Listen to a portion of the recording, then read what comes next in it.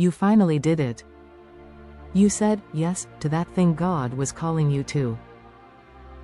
Maybe it was a move, a new ministry, a tough conversation, or a radical commitment to integrity. You took the leap of faith, expecting a wave of peace, or at least a little relief. But instead, you've been met with chaos, challenges, and a kind of discomfort you just didn't see coming. If you're starting to wonder if you heard God wrong, or if your obedience was a huge mistake, then this is for you. The problem of divine discomfort. There's a quiet frustration that can settle in your heart when obedience is followed not by a blessing, but by a battle. And it's a lonely place to be, isn't it? You look back at that moment you said yes to God, a moment that felt so clear, so right.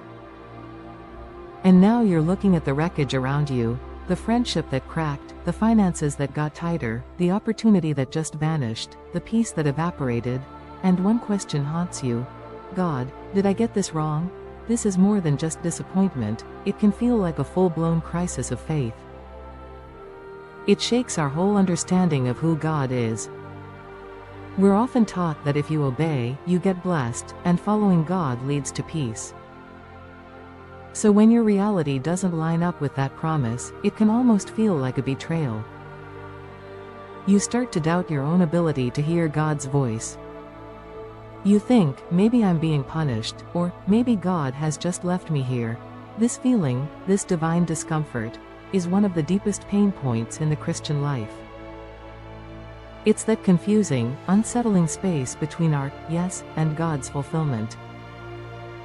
But what if that discomfort isn't a sign that God is gone, but the very proof that He's right there with you? The story of Joseph, a promise in the pit. There is no better story in the Bible that shows this than the life of Joseph. When he was just 17, God gave him these incredible dreams, showing his whole family bowing down to him. It was a clear promise, you will be a leader. Joseph had the promise. He knew the what, he just had no clue about the how, and what followed that promise wasn't a straight shot to the throne. It was a brutal, head-first dive into a pit. His own brothers, eaten up with jealousy, threw him in a hole and then sold him into slavery. His identity as the favorite son, the one with the promise, led him directly into betrayal and chains. Even in Egypt, as a slave in Potiphar's house, Joseph stayed obedient. He worked with integrity, he excelled, and God blessed him. But his obedience, once again, led straight to disaster.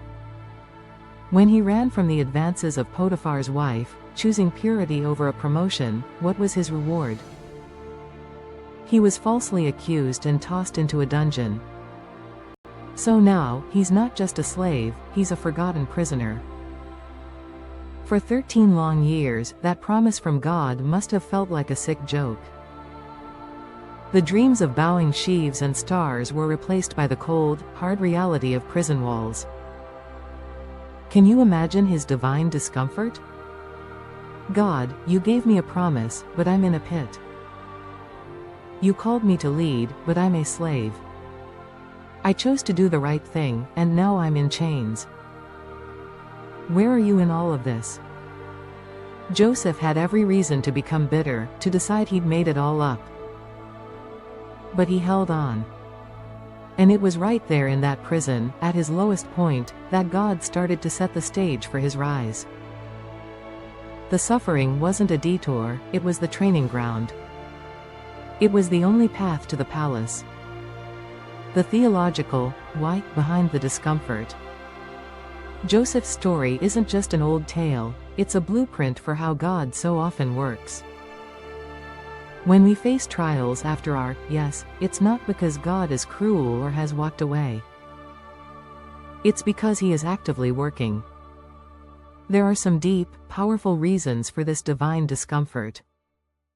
First, trials are meant to test and strengthen our faith. James chapter 1 verse 2-4 tells us to consider it pure joy whenever you face trials of many kinds, because you know that the testing of your faith produces perseverance. A faith that's never been tested can't really be trusted. God isn't testing you because He's curious, He already knows what's in you. He's testing you so that you will know. Like fire refining gold, the pressure burns away our casual, convenient belief and reveals a genuine, unshakable trust underneath.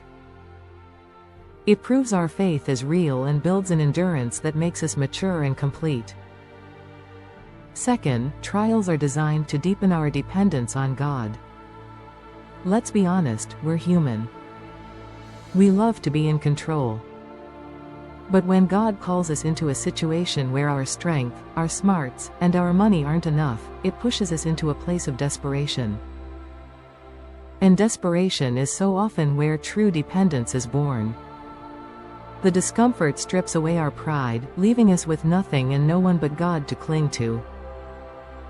It's in those moments of weakness, when we finally cry out, "God, I can't do this alone," that His power is made perfect in us. God allows these trials to break our self-reliance so we will finally trust in Him alone. Third, trials are preparation for the promise.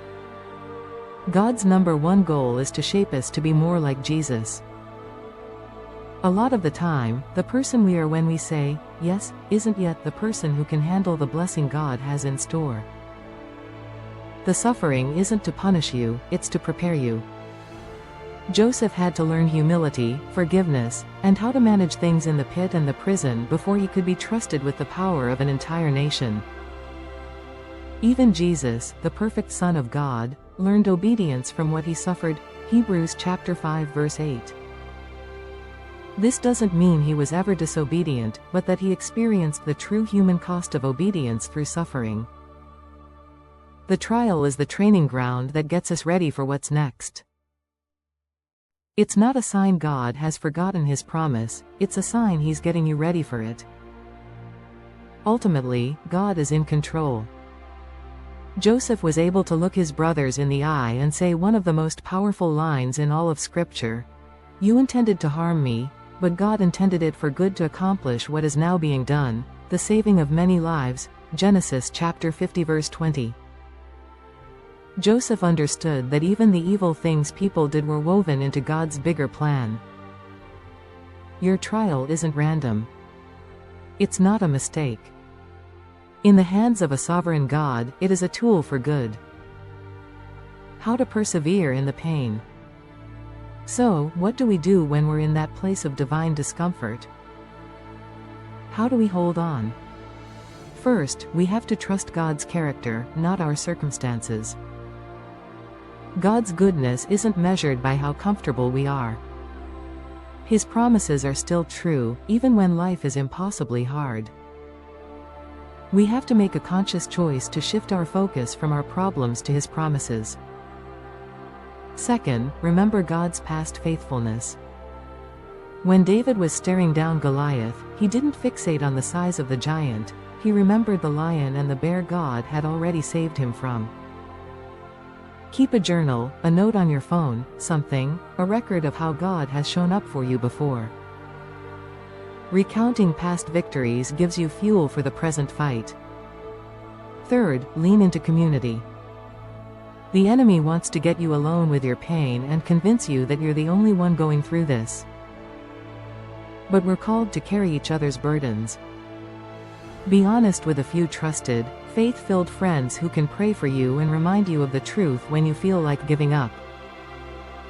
Finally, pray with raw honesty and stubborn hope. It is absolutely okay to bring your anger, your tears, and your confusion to God. Jesus Himself did it. In the Garden of Gethsemane, He prayed, "Father, if you are willing, remove this cup from me. Nevertheless, not my will, but yours, be done." Be gut-level honest about the pain, but end with surrender to His will. If you're in a season of divine discomfort right now, take heart. The struggle isn't a sign that God disapproves of you, but evidence that He is refining you. The pressure you feel isn't meant to crush you, it's meant to shape you. The heat isn't to destroy you, it's to purify you. God hasn't forgotten you. He is with you in the fire, and he is working on all things for your good and his glory. Hold on to his promise. Your yes was not a mistake. It was the beginning of a deeper journey with him.